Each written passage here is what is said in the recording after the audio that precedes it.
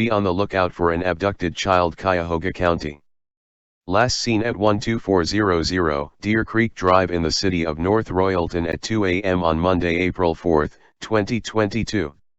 The suspect is believed to be driving a gray 2012 Ford Focus with license plate N697141 from the state of Ohio.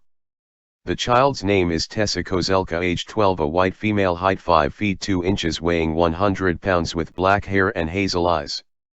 The child was last seen wearing a red hooded sweatshirt with black lettering. The suspect's name Micey Stiver.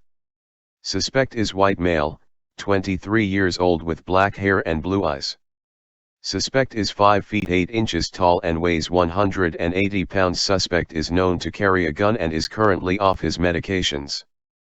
Please call 1-877-AMBER-O, 1-877-262-3764, or dial 911 immediately if you see the child, the suspect, or the suspect vehicle.